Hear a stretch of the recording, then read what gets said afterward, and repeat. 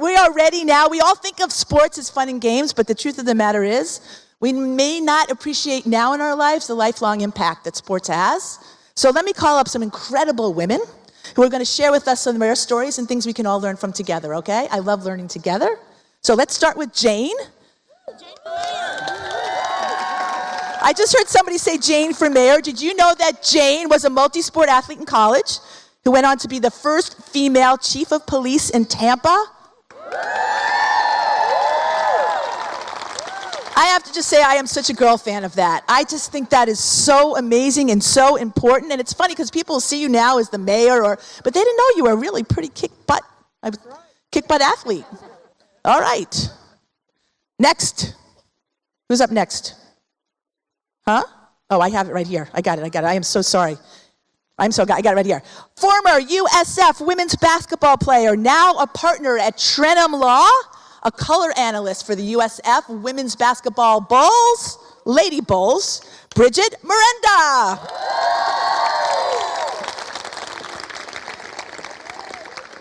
I like the cheering. It's good. Keep up the cheering. Remember, that's what we all want in our gyms. All right, our next panelist played basketball at Drury University and went on to become just the third female official in the National Basketball Association. Ladies and gentlemen, Lauren Holtkamp. She blows the whistle, and those guys have to do what she says. That's right. And last but certainly not least, she is the first African-American woman to serve as a play-by-play commentator on college football on a major network. You know what that network is, don't you? ESPN, Tiffany Greene.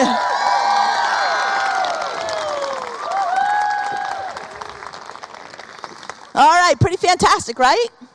All right, Jane, we're going to start with you. Right, this is what I said to her before. We haven't had a whole lot of time to catch up. I said, but, if you're mayor, she has to answer questions really quickly and on the fly and do a really good job. So I'll do it. I know that you can do it. All right, so here we go. You played in multiple sports in college. I did. And now you're running for office. You're a sheriff. You're a total badass. Can I say that probably in front of these girls? You can. I think you can. Is it okay? It's okay. All right. They're all good. If there's a mom or dad, I'll give you my hashtag or my number. You just call me and I'll fix it for you. Tell us the lessons that you learned that have stayed with you from that experience. Well, for me, I was in the beginning of Title IX. I was actually in junior high school when it passed. And so I also tell people by virtue of being about 6 foot tall in the second grade and growing up around boys, I was a pretty good athlete. And so it afforded me the opportunity to go to college. There was no money for college in my family. And so that was really the opportunity that opened all the doors for me in life. And for a lot of people, they learn life skills in a number of ways. But for me, it was on the court, out on the court, to learn commitment, dedication, a sense of fairness, how to win and lose gracefully, although I must say I didn't really get the losing part down very well. But nonetheless, and a sense of teamwork, how to get along well with others. And those skills have really served me well throughout my entire life. That's powerful, very powerful. Tiffany, you grew up laser focused, right? On becoming a sports commentator. Yes. How old were you when you thought about being a sports commentator? 5. Very sure, at the age of 5. Okay, I just want to say, lacrosse was invented. That's right. I am older than 5. I still don't know what I want to do. But can you tell us a little bit about where that drive came from? I think it was something that, just was God-given. I saw my dad, who was the first African-American here to do television as an anchor and reporter, and I'd never actually seen him on television until, of course, I got older. He had retired from the business at that point, but it was something that I always knew that I wanted to do, and we used to practice at home about listening in the ear and how your TV voice would sound in the news tonight. We have... if Walter Cronkite, a long time ago, was that guy who had that booming voice. And I also just love sports. And so those two just melded together pretty well. So I would spend all of my time with Big League Chew in my mouth, watching baseball, WGN, or Pat Summerall and John Madden. I just knew that those voices, I wanted to be a part of that broadcast. I wanted to be a part of something that I felt so connected to in sport. Well, it's interesting because this is about if you can see her, you can be her. But you saw him, you saw your dad, who gave you permission in your own way to pursue that. And yet the men you watch, Pat Summerall, who was amazing, a white gentleman. You just mentioned Madden, a white gentleman. And here you are, really the first African-American woman to call college football. So what sense of responsibility do you have about owning that space in a very, very visible field? Well, it's a huge honor and a tremendous responsibility because, to your point, when I grew up, I learned about Jane Kennedy. I saw a little bit of Robin Roberts, Pam Oliver a little bit later, and now you see more women breaking barriers with Doris Burke and Beth Mowins and the great work that they're doing. But I just didn't have a ton of examples when I was growing up, so I figured that if I could get in the race and be a part of that action, that I could do something, special. And I too think that it helped me to know that it was possible because now I've achieved it. And so now, hopefully, I'm encouraging a new wave of young women that can say, oh my gosh, I want to be just like her when I grew up, because now they actually see the example. Not only that, because I was the first, that's significant, and I'll always be a first, but I certainly don't want to be the last. And my job, my role, my duty and responsibility is keep the door open for more women, more black women, but more women in general to walk through the door. Yes. All right, Brigid. Right? That was beautiful and well said, and I'm inspired. Right? It's incredible. All right? You can be a mayor. We're just making you mayor tonight. Okay. Good call. Yes. We don't need to go through the election anyway. Right. We are women. Hear us roar. Come on. Right? We can call football games. And now, Brigid, you are an attorney. So you were a basketball player. I was. And so tell us, the transfer from the court to the court. To the courtroom, yeah, sure. Good evening, everyone. I am a litigator, and that is the type of attorney that you all probably see on TV. I get to go to court a lot, and I talk to judges, and I talk to juries who decide big issues for the people that I represent. Now, how my inner athlete has transferred from the court to the courtroom is in a few ways. First, going to court, you have to do the same thing that all of you do before you go on the court or on the field. You have to prepare, and you have to have a game plan. And then when you get into court, again, it's exactly what you all do. You have to execute, and you have to execute the plan. You have to make in-game adjustments. I'm sure a lot of you have had timeouts called by your coaches who, maybe less gracefully than some, tell you to make certain adjustments. When you're in court, you have to make adjustments too. Juries might ask a question and you think, oh, they're not getting this issue. The court might not be where you need them to be on an issue. And you also have to keep fighting, because in court, sometimes it feels like it's not going that well. Just like in games, sometimes it feels like it's not going that well. But you have to stay in there. You got to swing. You got to keep fighting. And you got to try and do your best, even when it's not going that well. And then finally, really post-game, same situation, win or lose. And you lose a lot in court. You win a lot, but you have some spectacular losses that are big, can be tens of millions of dollars. I've had those. You have to come back the next day, and you have to do it again and learn from the win, celebrate the win, come back the next day and prepare for the next. Learn from the loss. Maybe eat some chocolate and ice cream.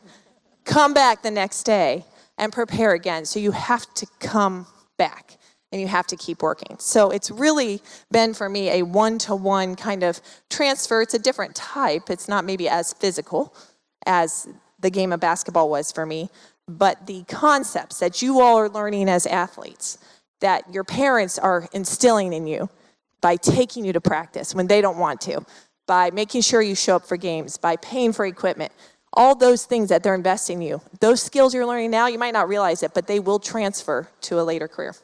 And that's such an important point, that we may not realize it.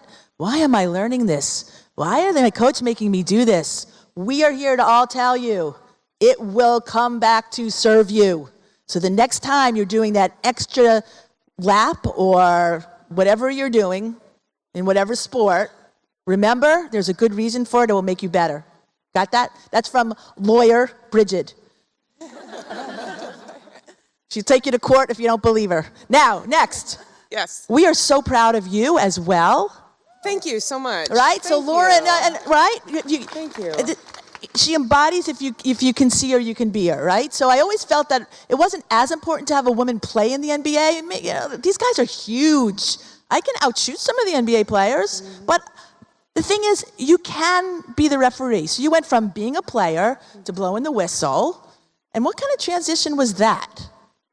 Yeah, so real quick, I'm wondering how many of you athletes out there pay attention to referees, really, in your game? Yeah, we yell at you so a lot. We have another referee in the stands, but as a player, I really didn't pay much mind to the referees unless my behavior warranted it, and they would give me all the attention that I didn't want. But so growing up, sports was always such an important part of my life, and it's really where I'd say I experienced a sense of like church and community was around sports. It's how I connected with people.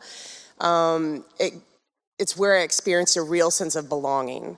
So when I decided to try out, I walked on in college for a startup women's program, a Division II women's program. They'd had a men's program since the 70s, and they started the women's program in the year 2000, so I was part of that inaugural group. I walked on, I earned a scholarship, and I got my first experience refereeing at a summer camp. So during the summer, we would run summer camps for community girls. And they would come, the younger girls would come in the morning, the older high school girls would come in the afternoon. And how many of you have gone to summer sports camps? So you know, all right, you know it's exhausting, right? It's so much fun, it's so much fun. But a majority of it, you're running drills, you're learning skills, and the real fun comes when you get to scrimmage, okay? So we had these scrimmages at camp, and we needed referees for the scrimmages. I had never had a whistle on. I didn't know the rules. I thought I did as a player, but I didn't really. And it came time to referee, and I tried it, and I loved it. It planted the seed for me. When I was finished playing, I decided to stay on and get a graduate degree, and I got invited by a teammate's father who said, hey, why don't you come with me to a high school association meeting and see what this refereeing thing is about? Now, I was facing the end of my playing career. I mean, I had played since grade school on up, and I wasn't ready to be finished with sport. I loved it. As I said, it had really brought a sense of belonging and meaning to my life. And so I went to this meeting. I showed up at this high school cafeteria where the meeting was being held, and I walked in I was in my early 20s, and it was a room of maybe 100 men, middle-aged men with careers and families, and here I was just getting out of college, and I walked in, and thankfully there were 2 other women in that room. And they had been officiating for a while, and let me tell you, they brought me in with such generous hospitality. I think your first early experiences with anything, whether it be sport or in school or with your jobs, will be so important to have a positive experience. And that positive experience of those women accepting me and bringing me in gave me the confidence to try something new and to find my way.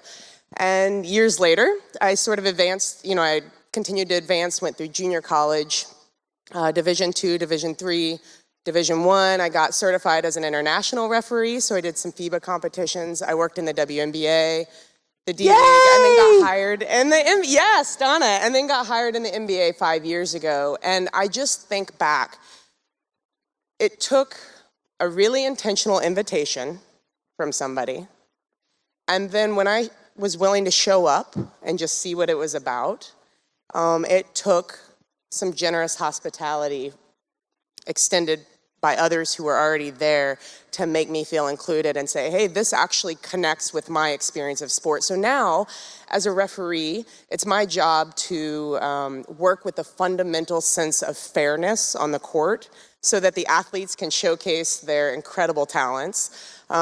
It's my job to protect the integrity of the game, and that's something that all of us referees take very seriously. So let me just put a plug in. When you are finished with your sports, however many years you play, I really think that you should consider putting a whistle on and just trying it out. I'll be there to welcome you. I will welcome you. And you know what?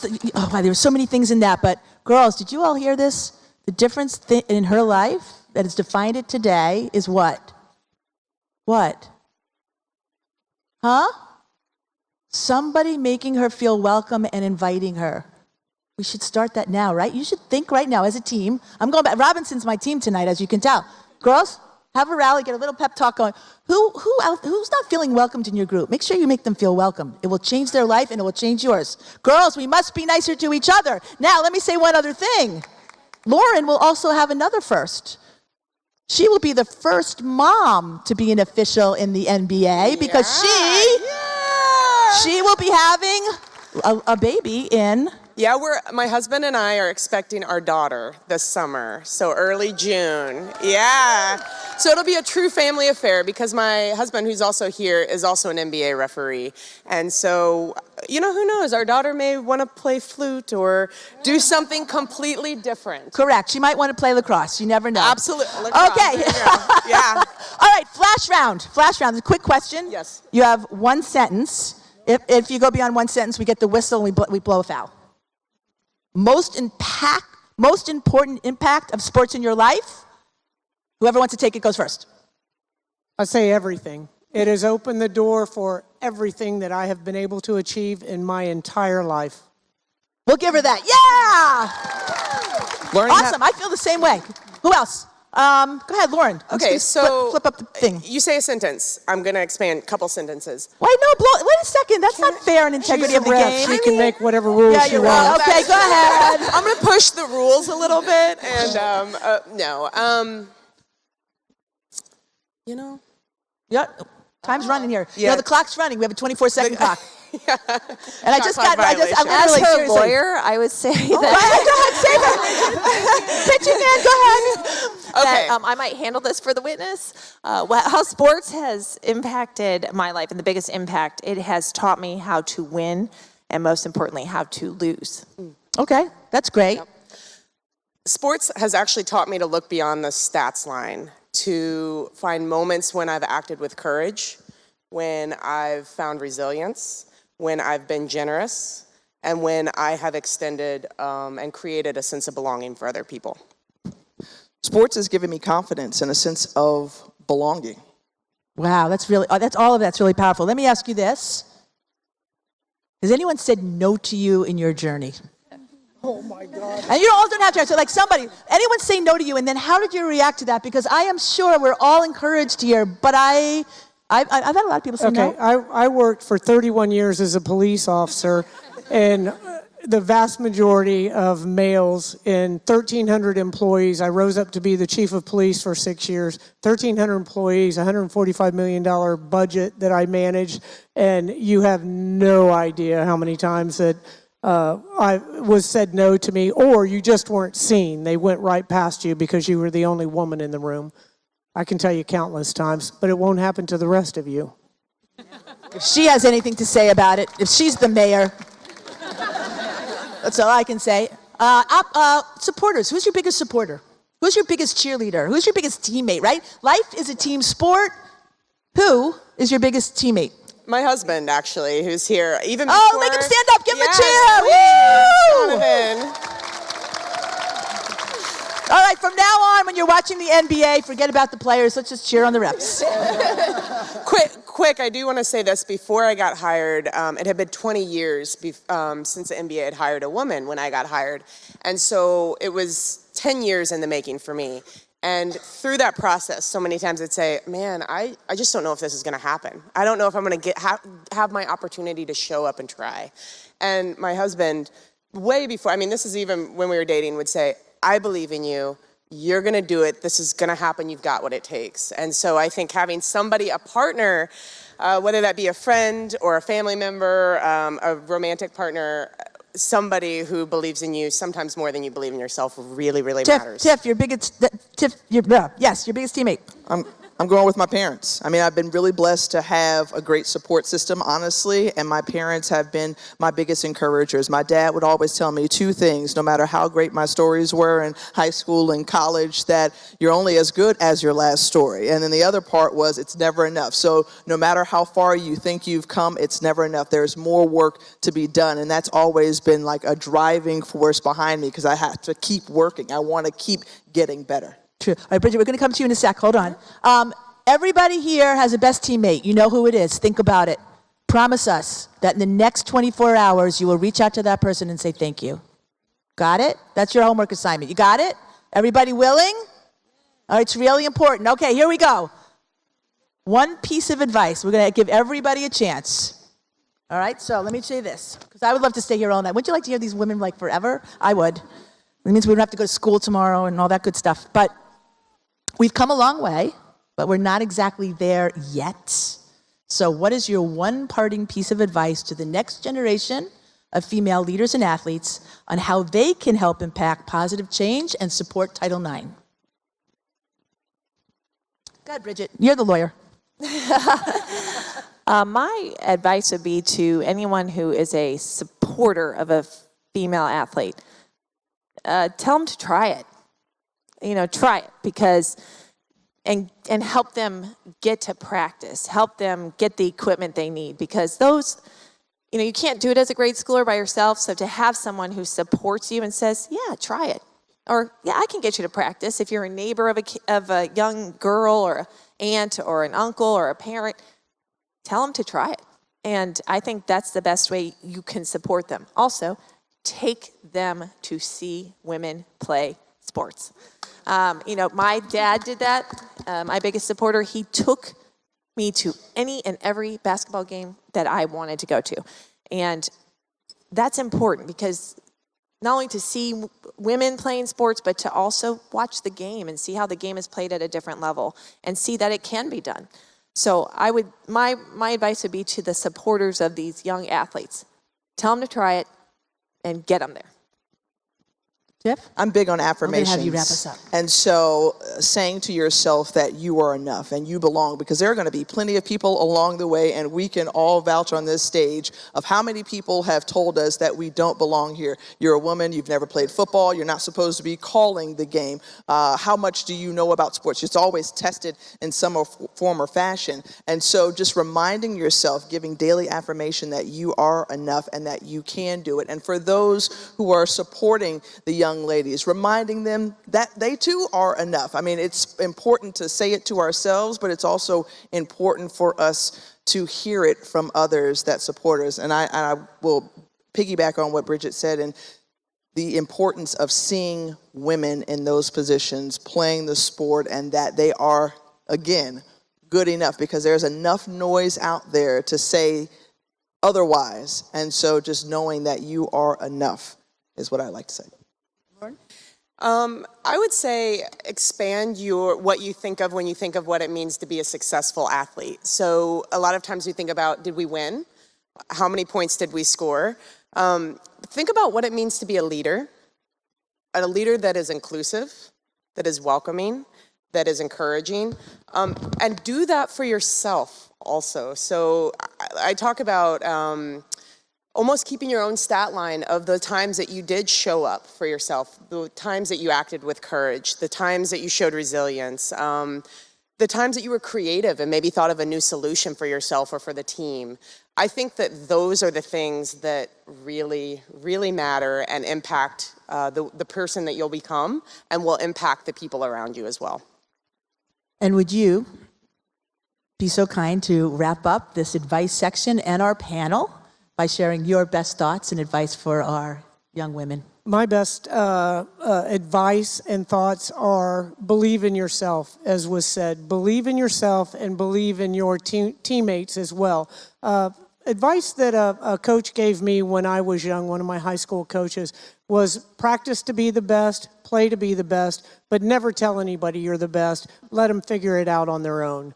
And make sure that you open the door for other young girls. When I was given a full athletic scholarship, I made a promise to myself at that time that I would spend the rest of my life opening the door for other young people. And I have done that throughout my life. So don't forget where you came from. Be the best and help the rest. Ooh, I love that. Be the best and help the rest. Everybody, please help me give a round of applause to these amazing women.